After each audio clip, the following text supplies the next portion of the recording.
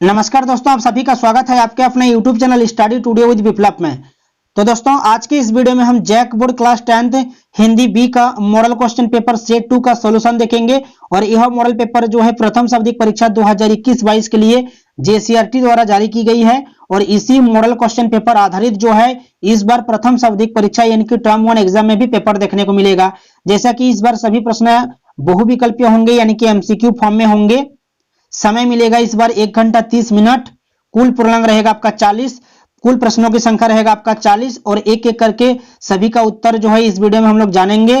प्रत्येक प्रश्न के लिए मिलेगा आपको 1 अंक। और इसी मॉडल पेपर आधारित जो है एग्जाम में भी पेपर देखने को मिलेगा। इस वीडियो को देखने के बाद आपको पता चल जाएगा कि एग्जाम में क्वेश्चन का पैटर्न कैसा रहेगा, क्वेश्चन का लेवल जो है कैसा रहेगा। तो इस वीडियो का लास्ट तक देखिए, वीडियो को लाइक करके अपने दोस्तों में शेयर कीजिए। और इस तरह के वीडियोस देखने के लिए हमारे चैनल में जुड़े रहने के लिए चैनल को सब्सक्राइब करके बेल आइकन को प्रेस करके ऑल पे क्लिक करके रखिए, क्योंकि इस चैनल में ऐसे वीडियोस मिलती रहती है। और इससे पहले जो है बहुत सारी वीडियोस के लिंक जो है डिस्क्रिप्शन में दिया हुआ है, उन लिंक को जो है क्लिक करके आप जो है मॉडल पेपर को देख सकते हैं। तो उन वीडियोस को देखिए, वीडियो को लाइक करके अपने दोस्तों में शेयर कीजिए। तो चलिए स्टार्ट करते हैं। देखिए, सबसे पहले आपको एग्जाम में खंड क पठित बोध से इस प्रकार का एक गद्यांश देखने को मिलेगा। जो भी गद्यांश रहेगा आपको अच्छे से पढ़ लेना है। इस गद्यांश को ध्यानपूर्वक पढ़ना है और प्रश्न संख्या 1 से 5 तक के लिए सही विकल्प का चयन करना है।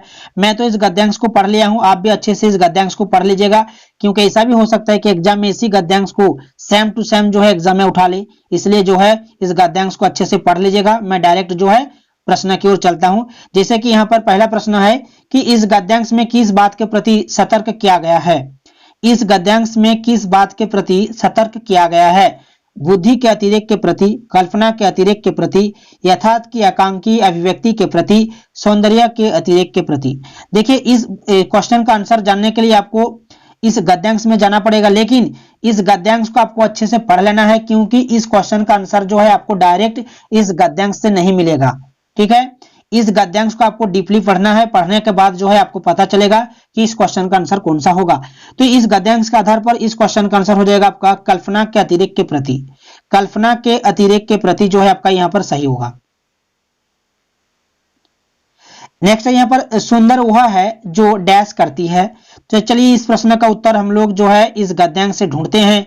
देखिए, यहाँ पर साफ साफ लिखा हुआ है कि संसार में प्रत्येक वस्तु सुंदर वस्तु उसी सीमा तक सुंदर है जिस सीमा तक वह जीवन की विविधता के साथ सामंजस्य की स्थिति बनाए हुए हैं।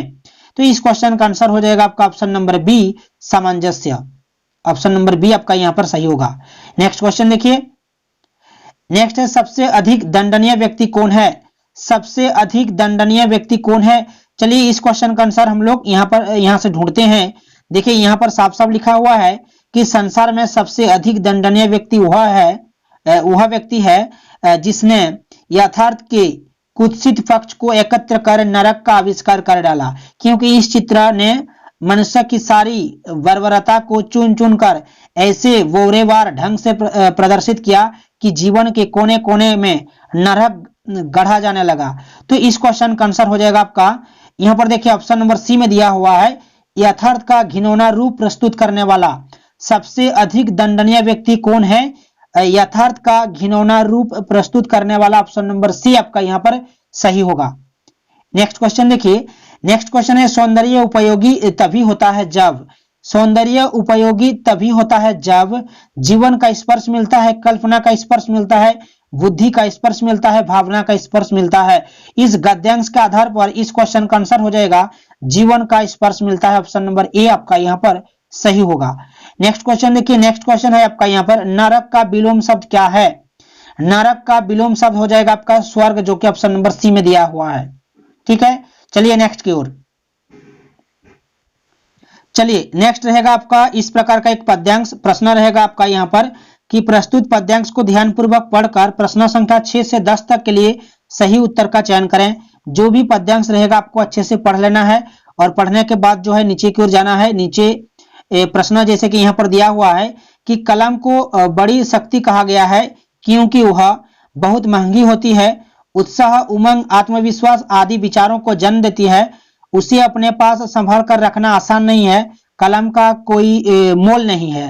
तो देखिए, यहाँ पर जैसे कि पद्यांश में लिखा हुआ है कि कलम देश की बड़ी शक्ति है, भाव जगाने वाली, दिल के नहीं दिमागों में भी आग लगाने वाली। पैदा करती कलम विचारों के जलते अंगारे, और प्रज्वलित प्राण देश क्या कभी मरेगा मारे। तो इस पद्यांश के आधार पर कह सकते हैं कि इस क्वेश्चन का आंसर हो जाएगा उत्साह, उमंग, आत्मविश्वास आदि विचारों को जन्म देती है। ऑप्शन नंबर बी यहां पर सही होगा।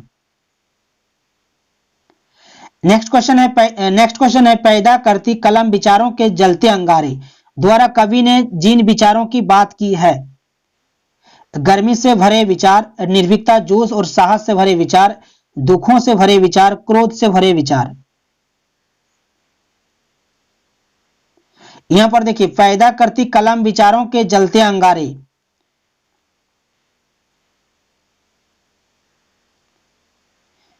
कवि ने जिन विचारों की बात की है, इनमें से सही हो जाएगा आपका ऑप्शन नंबर बी, निर्भीकता, जोश और साहस से भरे विचार। ऑप्शन बी सही होगा। नेक्स्ट क्वेश्चन देखिए तलवार की आवश्यकता क्यों है। तलवार की आवश्यकता क्यों है, यहां पर देखिए इस पद्यांश में लास्ट लाइन में लिखा हुआ है हिंस्र जीव से बचने को चाहिए किंतु तलवार। तो यहां पर जो है आपका सही हो जाएगा ऑप्शन नंबर डी, हिंस्र जीव से बचने के लिए। ऑप्शन डी सही होगा। नेक्स्ट क्वेश्चन है उपरोक्त पद्यांश में किस बात पर बल दिया गया है। किस बात पर बल दिया गया है, कलम, व्यक्ति, समाज, समुदाय। इनमें से सही हो जाएगा कलम, ऑप्शन ए सही होगा। नेक्स्ट क्वेश्चन दिया हुआ है निम्नलिखित में से कौन सा शब्द अग्नि का पर्यायवाची है। निम्नलिखित में कौन सा शब्द अग्नि का पर्यायवाची है। यहां पर दिया हुआ है अंगारे, आग, अनिल, बारी। तो इनमें से सही हो जाएगा आपका ऑप्शन बी, आग हो जाएगा। आग मतलब अग्नि, ठीक है। ऑप्शन बी सही होगा यहां पर आग। चलिए नेक्स्ट रहेगा खंड ख में व्याकरण, जो कि प्रश्न संख्या 11 से देखने को मिलेगा। प्रश्न संख्या 11 में आपको प्रश्न देखने को मिलेगा उपसर्ग से, और प्रश्न संख्या 12 में आपको देखने को मिलेगा प्रत्यय से। इसी मॉडल क्वेश्चन पेपर आधारित जो है आपको एग्जाम में भी पेपर देखने को मिलेगा। क्वेश्चन का लेवल ऐसा ही रहेगा, इसलिए वीडियो को लास्ट तक देखिए, वीडियो को लाइक करके अपने दोस्तों में शेयर कीजिए, और इस तरह के वीडियोस देखने के लिए हमारे चैनल में जुड़े रहने के लिए चैनल को सब्सक्राइब करके बेल आइकन को प्रेस करके ऑल पे क्लिक करके रखिए, क्योंकि इस चैनल में ऐसी वीडियोस मिलती रहती है। तो चलिए आगे बढ़ते हैं। प्रश्न संख्या 11 में यहां पर दिया हुआ है कि उपस्थिति शब्द में किस उपसर्ग का प्रयोग हुआ है। उपस्थिति शब्द में किस उपसर्ग का प्रयोग हुआ है, उ, अप्स, उप या उपस। देखिए उपसर्ग जो है शब्द के पहले जो है प्रयोग होता है, तो यहां पर जो है उपस्थिति में जो है उप लग करके जो है इस शब्द का निर्माण हुआ है। तो यहां पर ऑप्शन सी आपका यहां पर सही होगा, उप। नेक्स्ट देखिए लड़ाई शब्द में किस प्रत्यय का प्रयोग हुआ है। प्रत्यय जो है शब्द के बाद में लगता है, तो यहां पर देखिए लड़ाई यानी कि आई जो है यहां पर प्रत्यय लगा हुआ है इस शब्द में। तो ऑप्शन ए सही होगा, आई, लड़ाई, लड़ जोड़ आई।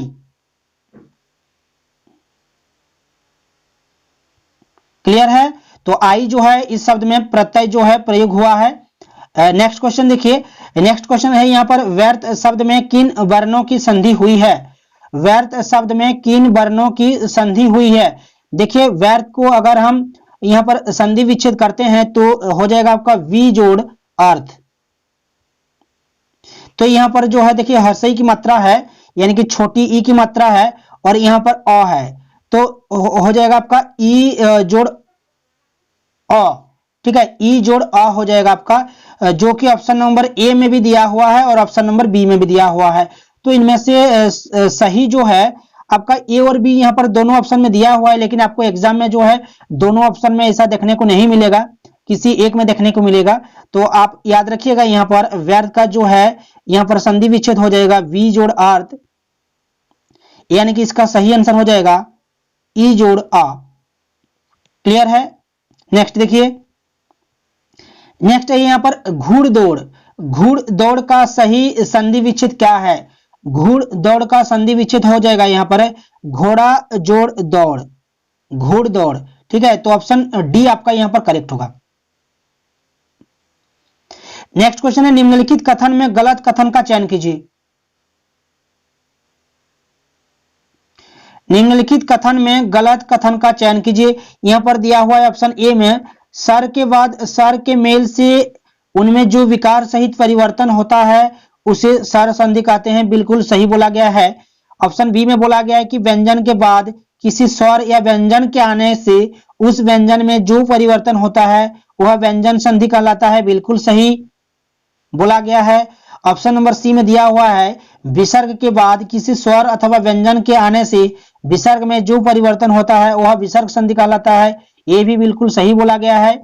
ऑप्शन डी में बोला गया है कि परस्पर संबंध रखने वाले दो या दो से अधिक शब्दों को मिलाकर जब नया सार्थक शब्द बनाया जाता है उस मेल को संधि कहते हैं, बिल्कुल गलत बोला गया है, क्योंकि यहाँ पर हो जाएगा परस्पर संबंध रखने वाले दो या दो से अधिक शब्दों को मिलाकर जब नया सार्थक शब्द बनाया जाता है तो उस मेल को यहाँ पर समास कहते हैं, लेकिन यहाँ पर बोला गया संधि, तो बिल्कुल सही बिल्कुल गलत बोला गया है। ऑप्शन नंबर डी आपका यहाँ पर इस क्वेश्चन का आंसर होगा, ऑप्शन डी, क्योंकि यह गलत बोला गया है ऑप्शन डी में।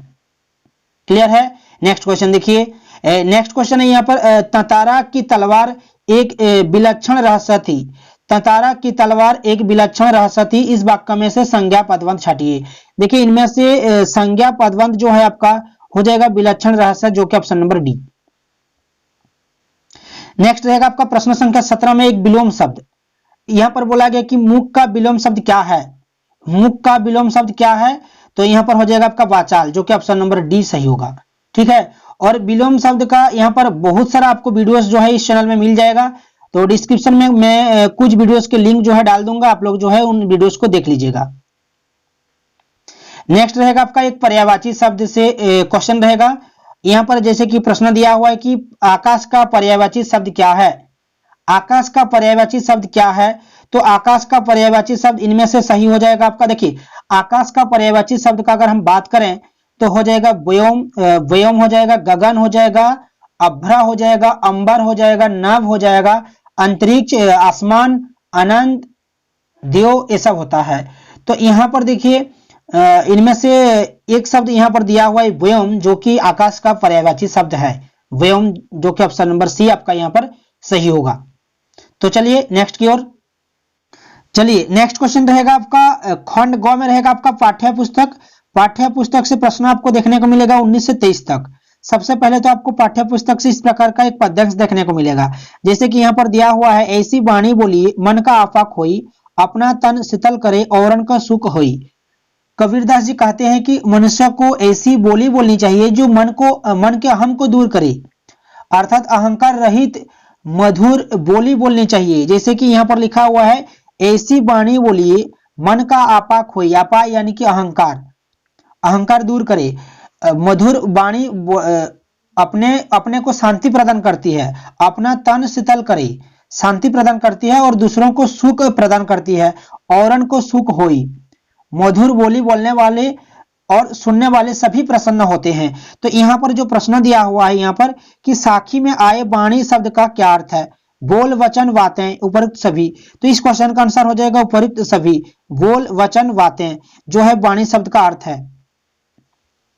नेक्स्ट है मन का आपा खोई का क्या अर्थ है, मन का आपा खोई, मन का आपा खोई यानी कि मन का अहंकार खोना, ऑप्शन सी सही होगा, मन का अहंकार खोना। तन को शीतल करे से क्या आशय है, तन को शीतल करे से क्या आशय है, तन का प्रसन्न करना, तन पर शीतल जल छिड़कना, तन को स्वच्छ रखना, तन को आलस्य से बचाना। इस क्वेश्चन का आंसर हो जाएगा आपका तन को प्रसन्न करना, तन को प्रसन्न करना, तन यानी कि शरीर, शरीर को जो है प्रसन्न करना, ऑप्शन ये आपका सही होगा।